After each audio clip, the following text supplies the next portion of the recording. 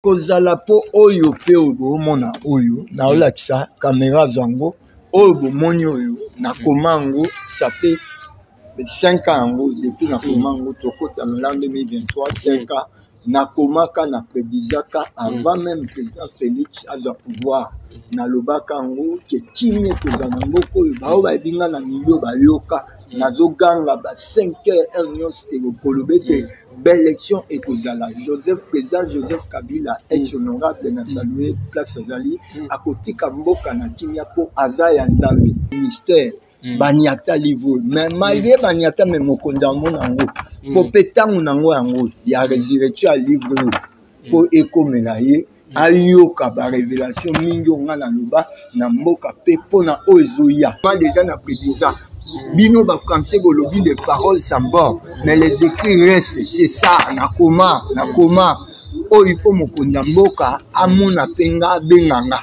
to solola na expliquer ma minzamba loba pona insistaka en recommanda moko na maboko ya ndambi ndamba lobaka akutyango surtout to comme na tango ya élection na doit assurer bino ano élection ezala ano élection pour mokonza élection aloba déjà élection ezala mokonza élection nzambe mokonza pouvoir mokonza élection mokonza autorité mokonza ya nyonso ya organisation ya nyonso ezala nzambe. Les élections de l'an 2023 aura bel et bien lieu. Selon ainsi dit l'Éternel. Pour il faut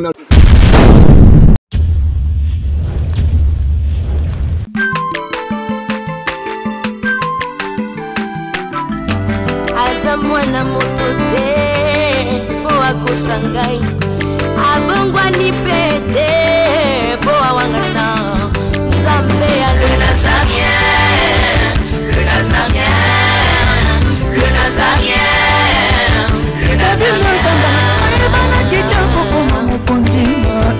Atako babako la kima futa na musakolima lelo ya yobolingo bateli le Nazarien lipamboli oyo mona na katempeni mama kantelobi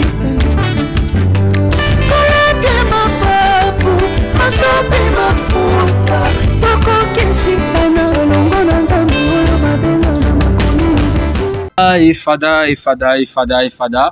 Thank you Fada, cher ami fidèle. L'union sont toujours à Boumissana Kozo, Kolanda Bisson, na 4 chaînes Abino. Il y a les Nazareth, na 4 émissions Abino, Table Sainte, présenté par votre humble serviteur Dadi Mukwaya. Je dis un grand merci à l'équipe Mobimba. Il y a les Nazareth, un grand merci à la servante de Mama Tiffany Moko, la personne de la meilleure vie, c'est Kozali. Je dis un grand merci d'avoir abonné au toujours Boumissana Kozo, abonné na 4 chaînes Abino. Il y a les Nazareth TV. Le Table Sainte, dans la Moko, il y a le prophète Amour, avec le prophète Miché. C'est avec lui nous allons nous entretenir tout au long de cette émission. Restez branchés, restez connectés dans votre chaîne les Nazareth TV. N'inquiète directement copier ça y est. Et avant d'abord à présenter nos invités dans la Lelo, veuillez d'abord m'excuser. Non, c'est dans la régie. À Tchazouma, cantique édifié à Bayanzam, ça là Bayanzam et le Kumu, le soir comme on continue à la servante de Mama Tiffany Mokwa. Et puis on se retrouve après cette chanson.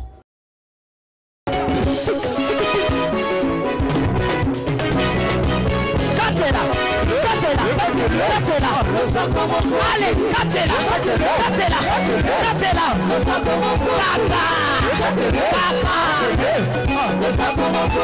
Yambaloya daba pastel bakokata. Allez, Katela.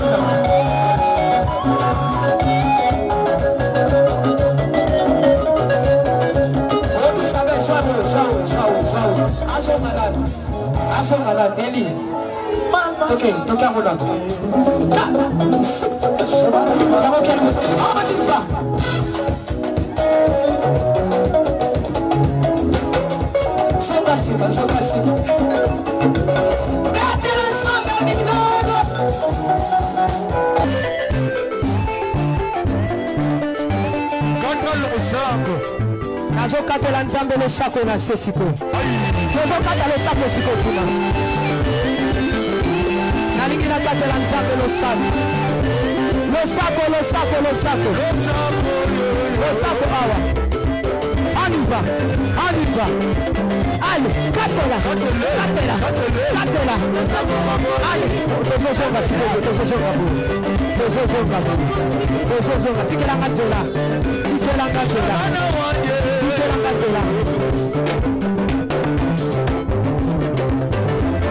nazozonga s'il vous plaît tika nzela yoka olingi libala olingi kopota olingi mosala mpona nini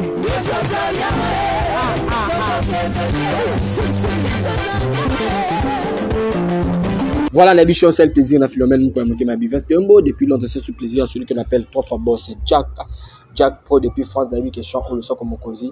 Et salut, vraiment plaisir. On sait, on a ma caméra, à fond caméra pour nous les prophètes Michel. Bonjour à l'homme de Dieu. Bonjour, mon petit Nzambe Moukou. Santé de Nini. Très bien, avec Jésus-Christ. On est ensemble, tout va bien. Ok, moi je dis par rapport à tout. Nous sommes basés Libakou Yakolando en ce moment la carte chaîne habituelle Yali Nazarene TV. Ma meilleure veine à Bozi, déterminant sur la chaîne où peut battre ça sur confiance vraiment. Année malam où il y a l'an 2023 où il y a des grandes surprises où il y a des accomplissements. Il y a Ebélé Makambonga Malaka donc bao ba perdre espoir bas espoir pour l'an 2023 le beau condamn de mon na air du Congo na mboka biso na nguya nyonso kota vanda. Je vous bénis, bonne année, longévité, ma meilleure vie na bino nyonso. Ok, merci vraiment l'homme de Dieu. Babi, toute chose commence par la prière. On ne peut pas commencer cette émission chrétienne. Ça toque à mon amabou quand mais prière ma ouais quelques minutes par rapport à tes relatifs. On va dans la mission en ce moment. Topesio merci. Mon konja pe ma devia pe ma nabomo ya bato. Topesio merci. Ce que tout le monde tongo lelo za bolingo pe manayo to zui grâce liboso na yo poza likolo na nyonso. Bible lobi l'homme debout n'est qu'un souffle. Si nous vivons, c'est à cause de la grâce que tu nous as fait par le souffle de vie. Yango zo mérité to rendre grâce to pamboli moment yo zalanzambe na biso na émission yo les grands paroliers yebi koloba malamu koleka biso yo grand présentateur malamu yebi ko présenter émission to mikabe pa na yo ngala ndeko na to za bomoko to za même esprit même pensée na pona lokumu na Yesu Masia na auditeur to pamboli émission yo to lobi zalanzambe tika nzambe Emmanuel Dieu parmi nous au nom de Jésus-Christ de Nazareth. Amen. Amen, l'homme de Dieu. Ok, l'homme de Dieu, avant d'abord, tout compte d'abord un message où me met le peuple de Dieu. Non, mais qu'un peu tout d'abord les solos, ça fait tellement longtemps. Beaucoup de silence, na yo qui dira chaque fois na carte chaîne la bicho. Bon, silence, na nganda bazandambe alingaka kolobata union souté. Il y a un moment Dieu parle, il y a un moment Dieu ne parle pas. Pourquoi il est le maître du temps et des circonstances. Tobima po tobima te. Potobima, il faut qu'il y ait un vrai message. Oh, mais plus tard, un jour, le Dieu qui donne les messages à son serviteur, un jour, à Salake, message on a à Kochango pour y aller dans un accomplissement.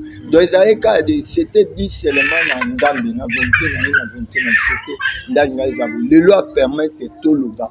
Si les élections et le pouvoir de Dieu, souverain de Dieu, le pouvoir de Dieu original, Dieu est sali que nous pouvons avoir toute la parole. Dengue, tout dit tout le bas. Pour l'élection souveraine, il y a un dame de OAP, c'est à pouvoir. Naba roi nyons, naba président nyons, na sénat. Ok, merci vraiment. L'homme de Dieu, aujourd'hui, autour de l'élection, est-ce qu'il y aura des élections en 2023? Et kozala po oyo pe obo mona oyo, na ola kisa, caméra zango. Oh, Monyo, na Komango, ça fait 5 ans depuis na Komango, Tokota, l'an 2023, 5 ans, na Komaka, na Predizaka, avant même président Félix a le pouvoir, na Lobakango, qui est Kimé, Kozanamoko, Baoba Dinga, na Milio, Bayoka, na Zoganga, 5 heures, 1 million, et le Kolobete, belle élection, et Kozala. Président Joseph Kabila, ex-honorable, na salué, place Azali, à côté Kamboka, na Kimia, pour Azaya Ndambi, à respecter délai na ye ya 2 ans mpo nzambe alobaka deja akotika na kimia Joseph Kabila to nazoloba nanu mpo nazongisa bato na réveille mémoire ya bato nazongisa bato na bameilleur souvenir bato badutaka ke élection kozala te na moko na époque ya ex-président Joseph honoré président Joseph Kabila, Badutaka même. Nous, on avait déjà prédit que les élections auront lieu bel et bien. Namboka pour ça, élection souveraine, yandambe, comme on y livre, na komaka déjà. Livre on a le bango toujours, bavande la ango, la nyata ouvrage, na batu na bango tribalisme, banino bana ba cabinet président, na ba ministère. Banyata livre mais malgré banyata mais mokonda mona ngo po petangu nango yango ya résurrection livre po ekomela ye ayoka ba révélation mingi ngana loba na mboka pe pona ozoya même ba guerre ya SGL toujours dit il y aura point la paix na mboko tant que bakoluka ndambe na ngate Namboko kimeza te on a yebi secret d'élection souveraine d'élection nyonso mona ba letaka basalaka izandambe donc tant que ba reconnaître que les élections c'est Dieu lui-même moni elo mo isimba na mboko ezati mais l'homme de la kacho malobato ata seni elo ezati mais na kacho malobati na ozilo na otika on continue na message na olobi bien il y aura pas la paix. La carte ya Est kuna il y aura pas la paix dans ce pays. Ceux qui baluki par rapport à quoi? Par rapport à quoi? On a incité l'Éternel. Je vais prêcher pour la paix. Je vais les rejeter pour la paix. La paix c'est qui d'abord? Cela veut dire que qu'on attend la restauration, paix, rétablissement et alliance. Aux abadouas à Jésus-Christ na mboka la paix dans le monde. Moni Israël na lobela bino toujours soit reconnaître à Jésus-Christ ne ba le ko ba le kanti. Nde bazwa kimia mo éternel. Mais du fait que ba reconnaître à Jésus-Christ yango ils étaient rejetés, il n'y a pas la paix, il y a que les guerres qui se succèdent jusqu'à ce jour. Yango mon biso tozwa grâce. Et biso pe le quoi to reconnaître à Jésus-Christ en côté. Kwa ndambe moko za bandambe ndambe le na lobana mboko te. Au lieu de reconnaître Jésus-Christ comme bateau reconnaître Batou. Non, Jésus est contre. Donc les choses doivent retourner là où elle a commencé. Les choses doivent être rétablies selon les fondements de Jésus-Christ. Yango moni nde to mona mki mezaba message ndamba pianga kala. Il faut na lobela les pouvoirs et les élections souveraines ya ndambe net na comment déjà na prédisa. Bino ba français bolobi les paroles s'en vont mais les écrits restent. C'est ça na comment oh il faut mokonda mboka amona penga benganga to solola na expliquer ma minzamba loba po na insiste ka en recommanda moko na maboko ndambe lié moko il faut se soumettre na ba recommandation à se soumettre pas na yo na Dieu suprême par ses serviteurs ou son serviteur oh après si ba révélation yo oui il faut yoka apesa mamboko na maboko ndambe il faut pas yoka biso to yebana te ondamba lobana bo ba yebana na nini wana te ndamba lobaka na bato bana zamba na sima engana na zamba a zamba David à l'église c'est l'adresse de Jésus-Christ qui est Dieu alors mon kondamboka il faut luka révélation nini nzamba lobana biso pona ye pona koma ye mona koma ye so mutu akoma ye il faut aluka auteur il y a écrit wana pona ye peut a poser ma question et c'est ce qu'il doit faire oh yeah, c'est ce qu'il devait faire pour na monango consultation na mboko abenga batuna na kotsa ba mikanda nanga à cause ya tribalisme bavandela na monango alors c'est le moment il y a linga ngote mais tout autour ceinture wana bazaba tribal bavandela bakanga comment se fait-il yoko comme na présidence réponse ezakati et tu as écrit des choses intéressantes et à ta moko to mi balé na mboko bandima te na koloba te na kolobela ngo plus tard na koloba nanga te mais ata mo autorité moko to mi balé na mboko bandima ke na koma o isengeli komela epe ye moko ayoka ta na yeso moko ala mona mbo nzambe si aloba na Ce n'est ni par ma force ni par ma puissance. Ndamba lobaka akuchango surtout to comme na tango ya élection. Na doit assurer bino ano élection ezala. Ano élection. Pour mukonza élection loba il déjà élection ezala. Mukonza élection. Nzambe mukonza pouvoir mukonza élection mukonza autorité mukonza ya nuance ya organisation ya nuance ezala nzambe. Les élections de l'an 2023 aura bel et bien lieu. Selon ainsi dit l'Éternel. Pour ngai fona le loko. Ce qu'on a tu crois aux président. Tene waneza muto za président na yebse folie. Mais yo na mala chose à fachi. Te ala tinga mamle. Na ça de mandat. Te non ndaba lobeli ngata confirmer ngate que Fati président Fati ça demande. Non. Pas encore. Mon azana na mandat ni moko wana. Et il faut siko bayoka ainsi de l'Éternel. Pour le copé boumamboko yangwana. Ce bakanda nyon swana déjà ba yoka kaki nzamba lubi mutugo mutaoleka. Donc les anatina monté ba osa ba midi à 14h ba trouble ba violence ba ibinga pouvoir pour pouvoir na lobango. Oza deuxième volume. Premier volume na loba bien les élections souveraines de Dieu. Dans le ciel il y a pas de trucage na lobango. Le col les élections souveraines, il y a un dans tricage, tu te souviens, autorité mboko, politicien mboko, là, baïbanga pouvoir, oui. Mais ce baïbi mutu pouvoir, il faut zonga mukolo pouvoir, pour bazon ici na pouvoir. Yo baïbi au pouvoir, mais yo zonga mukolo pouvoir, te pas zonga na pouvoir. Batanga la Bible, pourquoi? Pour politique et banana, c'était politique et banana, royaume de Dieu. Jésus-Christ, c'est un grand politicien qui fait la haute grande politicien qui est bango ya sert. Non, quand Jésus dit là, quand Jésus-Christ est parlé que le royaume des cieux est proche. Cela veut dire un jour il fallait au royaume des cieux et s'approcher. Il y a un royaume des cieux est proche. Mais un jour, il a fallu le royaume des cieux et s'approcher. Et tant que le royaume des cieux s'approcher, il faut tout kota. À nous, il y avait il faut tout kota dans le troisième gouvernement. Troisième gouvernement est organisé en union pour Jésus-Christ et comme on a régné dans le Congo et dans le monde. Pour les attendre à régner. L'élection souveraine, il y a pouvoir. Moutabana Moïse Jésus. Dans la paix, ça Jésus. Bokondi, il y a souveraineté na ye. O ba bengi élection pour ndambenda la source ya élection paix sur sa pouvoir. Donc c'est le moment que ba politicien faut bazonga. Na source c'est pas Jésus pour baza l'enseigner na likambo tali élection na pouvoir. Même Seigneur là. Azaneka organisateur mon simple pas qui sa destin plein d'âme. Mais ça n'a pas opposé batie kadima. Ce qui a dans tendance bonne ba azamuluba to boité et simbate.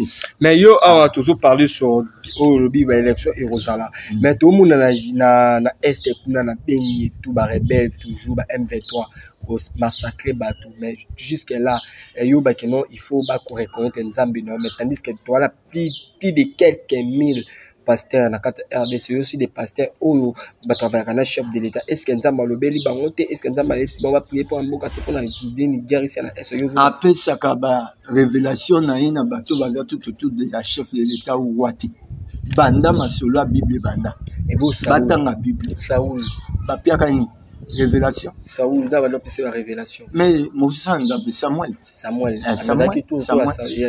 mais Saoul n'était pas roi. Alors, il y a une prophétie avant qu'il soit roi. Alors, il y a une prophétie quand il est devenu roi.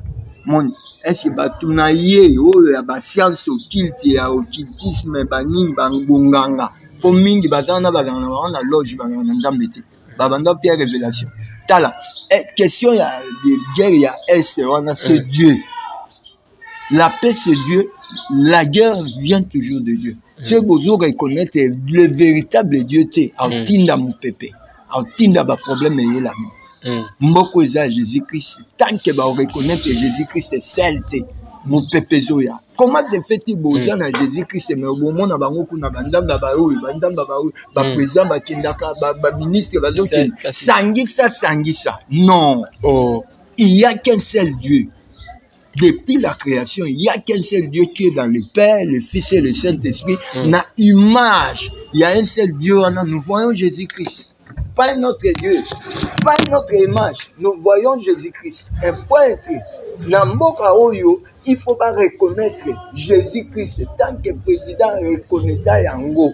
Esaïe Sumasia, donc moment Oyo biso, il faut tout gumba mais la Jésus-Christ yé moko comme kileza moko.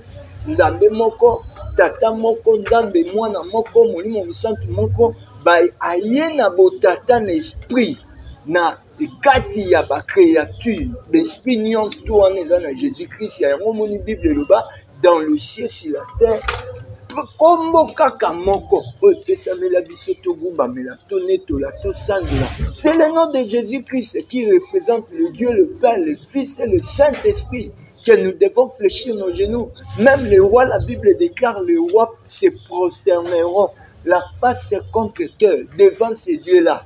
Si on nzambe nini oto kumisa na mboka oyo balingi tosale. Non, ils ont Jésus-Christ.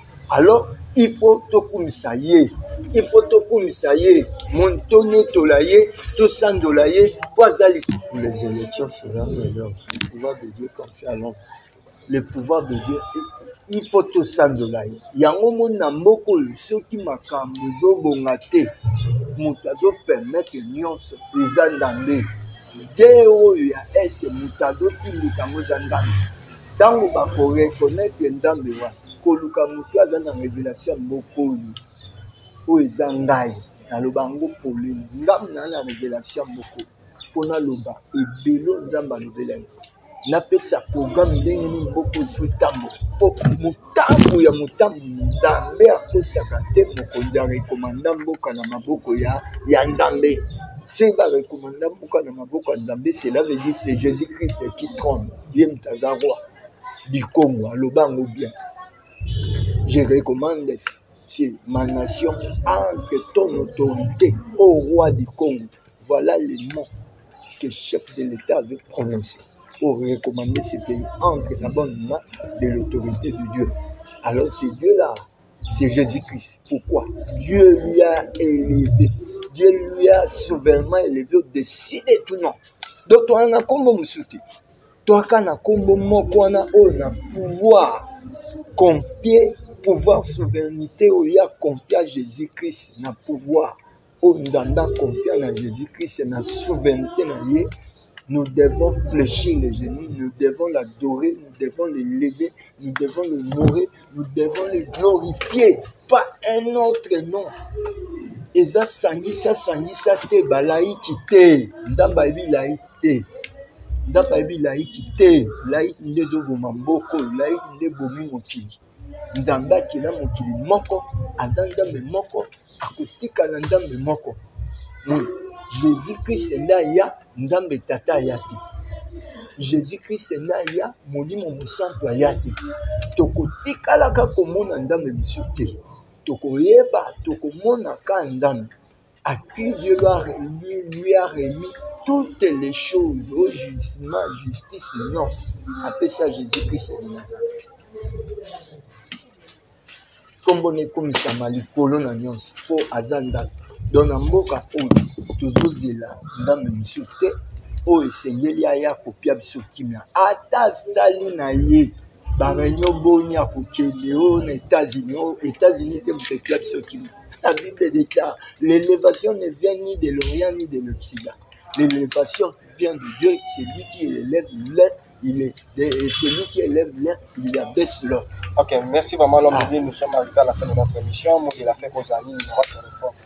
Mot de la fin, Zaka Kendambe, Oyo, Yesu Masia, Batunions Bazonga, pour le comité en rétablissement fondement, il y a l'église, il y a Jésus-Christ, il y a Mboka Naye, au Congo, au royaume.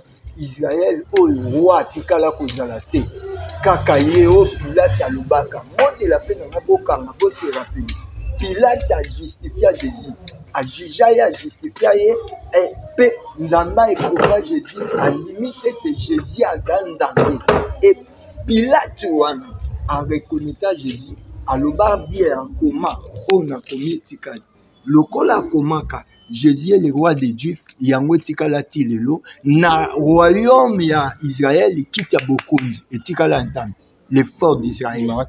Numéro de téléphone nanga eza plus 243 0 plus 243 97 74 64 620 627. Ok, merci vraiment Longue Didier.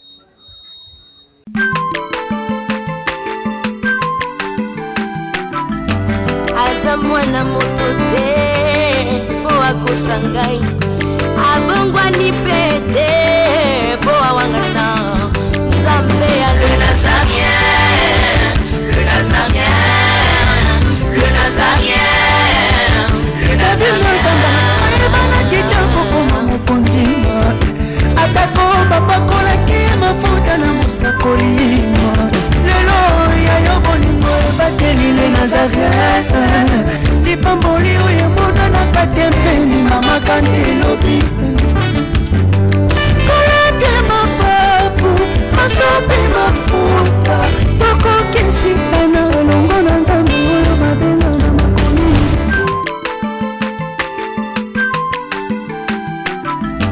Aza mwana moto te po akosangai abongwani pete